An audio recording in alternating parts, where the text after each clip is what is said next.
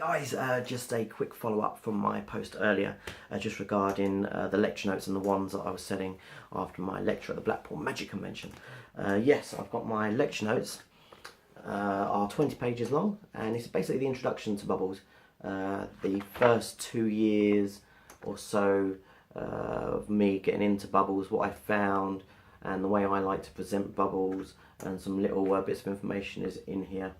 And also, if you've already got a family show and you wanted to add bubbles in there, then what was that? Sorry, add bubbles in there, then there's some bits in there that will help you get to that point that you need to. So just quickly run through. There's bubbling basics that you may not have known about bubbles that you need to know. Bubble magic, if you want to do some magic with bubbles, then there's some bits that I use at the moment and some bits that I used to use. All in there. Some smoke bubbles, if you want to put smoke inside bubbles, there's that as well, which I love doing. And there's a nice tutorial from Rick Findlay in there on how to make the how to take a vapor device and turn it into something that you could put smoke into a bubble with. Games and competitions are massive in my show. I absolutely love them. I already know from my lecture there's a couple of people that have already took them and put them into their show because they work so well. And I absolutely love it. So there's a few bits in there about games and competitions, ways to stage bubbles so that you get the best out of them, a couple of basic bubble recipes to get you started, some advice from some pros, respected pros that I really look up to, some valuable advice there, and a 4-page interview with Tom Noddy, who is, for me, the man that made bubbles what they are now. And it's an amazing read on his journey in bubbles and how he started and everything else. So yeah, those are my lecture notes. Thank you. Also, I had, where are they? You know, this is my bubble wand pack. In there, you may not be able to see them because they're clear. In there are 2 wands and also 2 discs, and I will show you what they're for. These are all specially made for me by my lovely wife, who has access to a laser cutter, 3D printer, and some other bits. They were very time consuming. We've done a lot of testing, and this is actually what I use now. So if I just show you, here's some prototypes. This one, that was a fun one. That one didn't work because it was flat. I'll show you later. Because it was flat, it didn't work out at all. That was fun. Can't remember that one. That was fun though. And a couple of others with different size holes and indents there for the. Anyway, these are what I'm using now. The first one, as you'll see, I think straight away, is that it's got a big circumference circle at the top. Sometimes when you want to do things like, if you know bubbles, the caterpillar or the carousel, and you want to start with a big bubble, if you use 2 of the smaller bubble ones, I don't really like doing that. If you want to use other things, that's fine. But for me, having the bit at the top that's bigger just means you can make that first bubble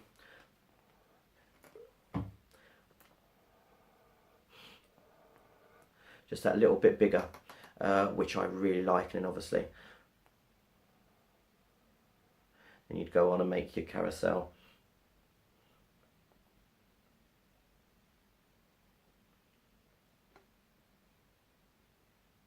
Do one more.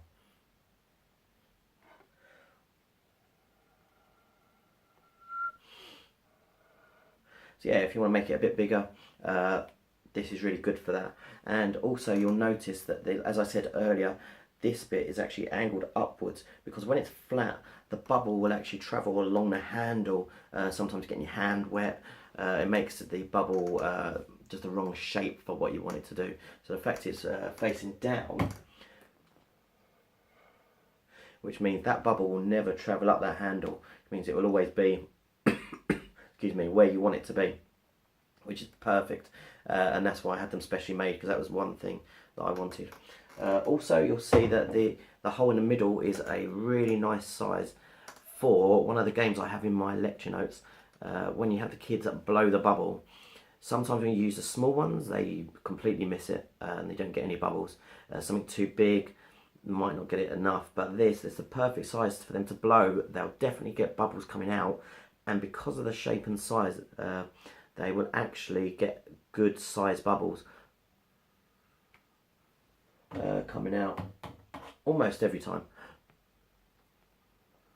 For me, it's just a perfect size for that, and it's because it's light as well. The kids can hold it. When you've got the ones with the cotton on, it's got lots of bubble juice on it. It's all dripping everywhere, and it's not great.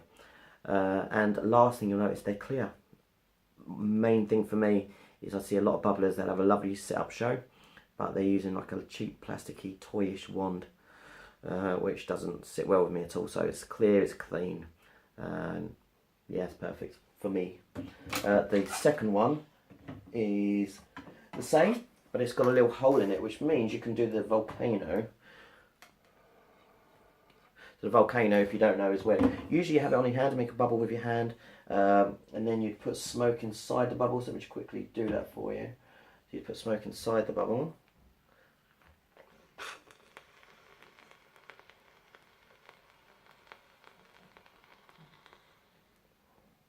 Put some smoke inside the bubble. Usually this is on bubbles on your hand. You'd make a circle, pop in the circle, and it would come out. It's a great effect. I do it. But if you don't want to get your hands wet, a lot of people don't.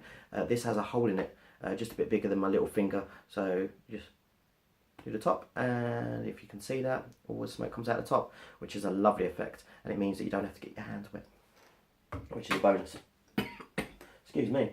Okay, the two discs I've got. This first one, let me just dry that. The first one is a little bit smaller, and that is I've used over time just to a couple of magic effects. First one, if you produce I'm not sure if I've got it now. Where's my ball gone? I've got an acrylic ball, and if you blow some bubbles, you catch a bubble, but really you've got the ball. So you, as to blow the bubble, let's see if I can find it. No, I don't know what I've done with it. So basically, what you do, what's it on? No. So basically, what you do is you would blow a bubble. You catch the bubble. You'd have the acrylic ball in your hand, produce the acrylic ball, like you call the bubble. So what I would do is I'd catch it, show the acrylic ball, come down here, force transfer, and then you've basically flattened the bubble, if you get what I mean. Or what I'd do is I'd have this in my other hand anyway, and just do this. So I'd catch the bubble, pop, and you end up. It's a nice little bit. You don't get a massive reaction, but it's a nice, oh, what's he done there? Which I quite like. This came from a magic effect where you'd produce an 8 ball from snooker or pool, and then you would get the 8 ball and flatten it, and that's where that came from. It's a nice little effect. And also I have this bigger one, which I use if you're doing something in a house or a little hall and you want to do a little close-up effect. You can actually do the same. So you've got yourself a little impromptu bubble table. So you can do the same type of effects with this. However, I have been using it more and more lately, because let me just quickly show you. If I just quickly turn the light off, 2 seconds. There we go, we're dark now. And then get yourself one of these little tea lights, which when you tighten them, LED, put that inside of the cup. Have I broken it? No, there we go.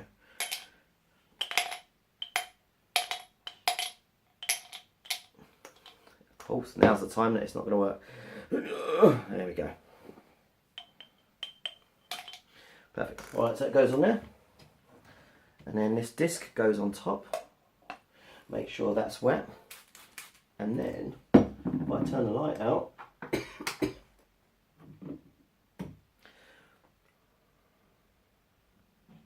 can almost do exactly the same thing. So if I put some smoke in,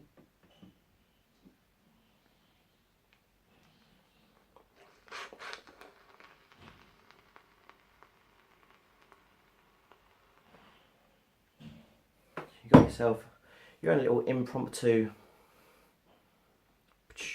there we go, light table as well, which is really nice. You can do it close up at home. It's just a really nice little thing. I'll quickly turn that light back on, 2 seconds.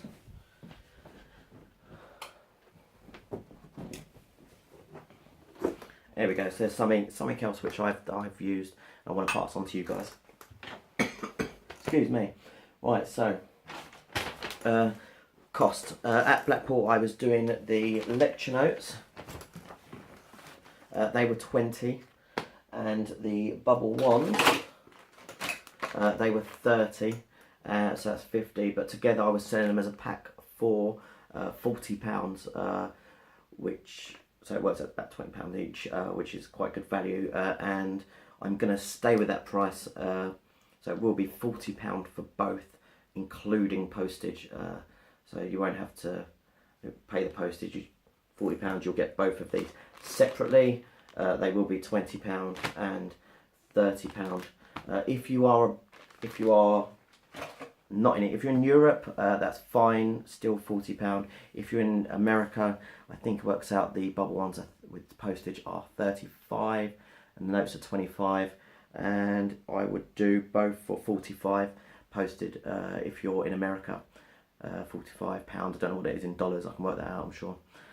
If you're anywhere else in the world, just let me know where you are and I'll try and sort out how much it would be, because I've had quite a few people message me from Mexico, Singapore and random places, so I've got to work out where they are, so let me know and I'll go to the post office and find out.